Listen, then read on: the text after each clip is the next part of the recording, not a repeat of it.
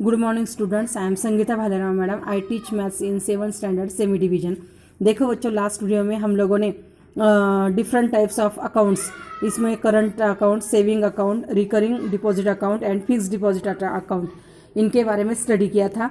आज हम लोग यहाँ पर बैंक में अकाउंट ओपन करने के बाद हमें पासबुक मिलता है और पासबुक में उसका जो पेज होता है उसमें किस प्रकार की इंफॉर्मेशन होती है उसको हम लोग अभी देखने वाले हैं और उसके इस पर डिपेंड ये जो फिल इन द ब्लैंक्स है उसको भी हम लोग कंप्लीट करने वाले हैं।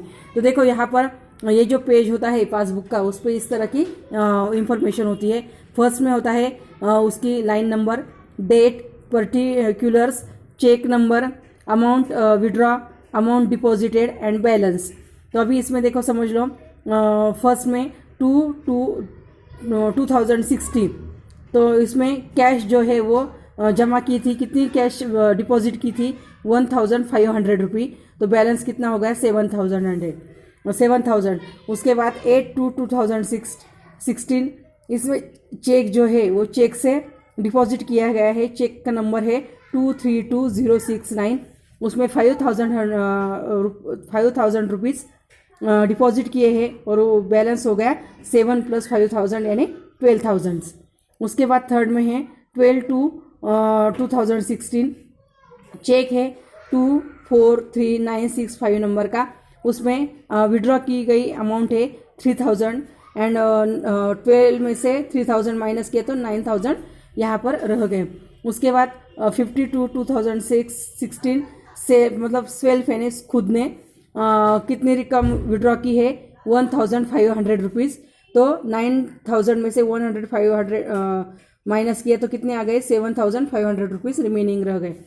उसके बाद है 26/2/2006, तो उसमें इंटरेस्ट क्या है, डिपॉजिट हुआ है कितना 135 रुपीज़, तो 7500 में ऐड करना है 135, तो वो हो गए। अभी बैलेंस कितना रह गया 7635 रुपीज़।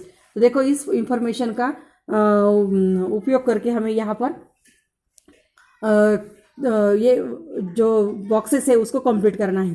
देखो on 2/2/2016 the amount deposited was, कितने अमाउंट डिपॉजिट की है तो 1500, तो यहाँ पर आपको लिखना है 1500।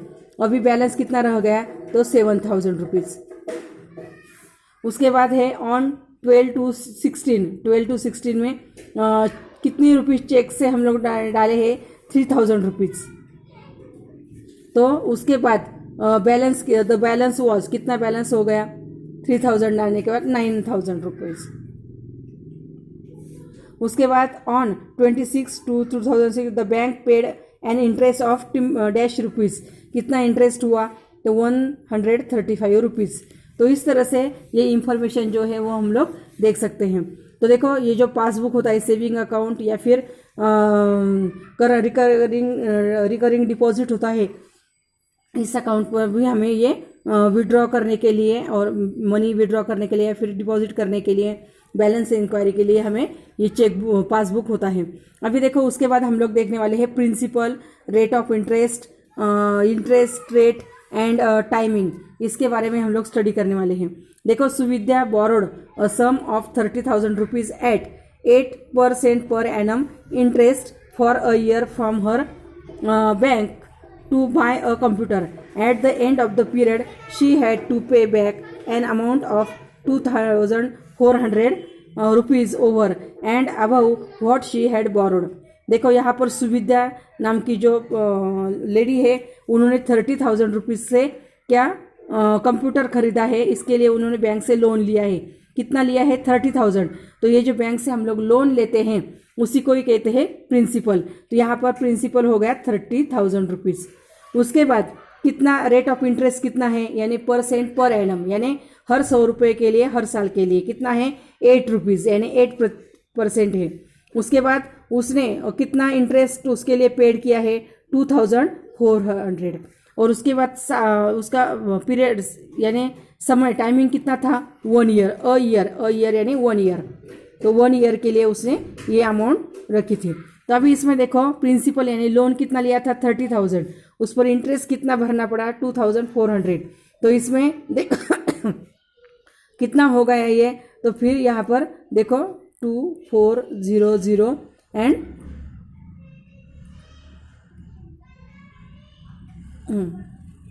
32,400 रुपीज़ जो है, 32,400 रुपीज़ जो है वो उसको बैंक में क्या करे डिपॉजिट करना, मतलब उनको डिपॉजिट देना पड़ा। तो इस तरह से ये जो प्रिंसिपल एंड ये जो इंटरेस्ट होता है, ये जो अमाउंट होती है, इनका एडिशन करने के बाद जो भी अमाउंट तैयार हुई इसी को कहते हैं अमाउंट। इसको क्या कहते हैं अमाउंट। इसको इंग्लिश में मतलब हिंदी में मिश्र धन कहा जाता है। तो यहाँ पर principal plus interest is equal to amount. तो इस पर डिपेंड एक एग्जाम्पल हम लोग देखेंगे।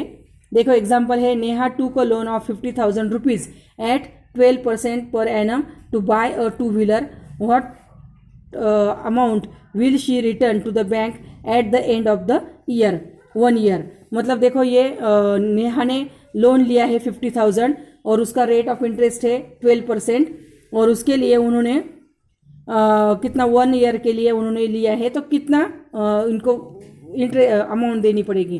तो देखो the amount that is the total money owed to bank at the end of the time is to be calculated here. The principal is 50,000 rupees at per 12% per annum. The interest of 100 rupees for 1 year is 12 rupees.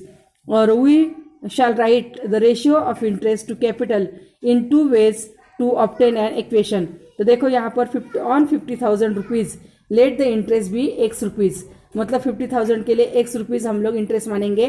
तो 100 रुपये के लिए कितना है 12 rupees है, तो उसका equation तैयार हो गया। तो x upon 50,000 is equal to 12 upon 100। तो फिर यहाँ पर हमें x की वैल्यू फाइंड करनी है, 50,000 की आवश्यकता नहीं, दोनों के बीच में डिवाइड है तो उसके अपोजिट मल्टीप्लीकेशन। तो यहाँ पर x upon 50,000 multiply 50,000 is equal to 12 upon 100 multiply 50,000। तो यहाँ पर देखो 50,000 वन जा 50,000, 50,000 वन जा 50,000। यहाँ पर ये दोनों जीरो कैंसिल, यहाँ पर ये दोनों जीरो कैंसिल, तो कितने हो गए 50। देखो 12 5 जा 60 और ये दोनों जीरो, तो कितने हो गए x इज इक्वल टू 6,000। तो यहाँ पर अमाउंट जो है जो उनको बैंक को रिटर्न करनी है to be return to the bank, तो principal plus interest is equal to 50,000 plus interest कितना आया है 6,000, तो कितने हो गए 56,000। तो therefore amount to be return to the bank rupees 56,000। तो इस तरह से ये जो एग्जांपल हमें सॉल्व किए करके दिखाया है नोटबुक किताब में, वो मैंने आपको एक्सप्लेन किया है। तो आप लोगों को ये जो मैंने आपको रिफिल इन द ब्लैंक्स वगैरह ये करके दिए, ये आप लोगों को देखकर अपनी नोटबुक में कॉपी करना है। उसी प्रकार ये जो सॉल्व किए एग्जाम्पल मैंने जो एक्सप्लेन किया, उसी प्रकार रिमेनिंग एग्जाम्पल भी आप लोगों को किताब में जो एक्सप्लेन करके दिए हैं वो आप लोगों को समझ लेने के हैं। अगले वीडियो में मैं आप लोगों को प्रैक्टिस सेट 14 जो है वो सॉल्व करके दिखाने वाली हूँ। Thank you.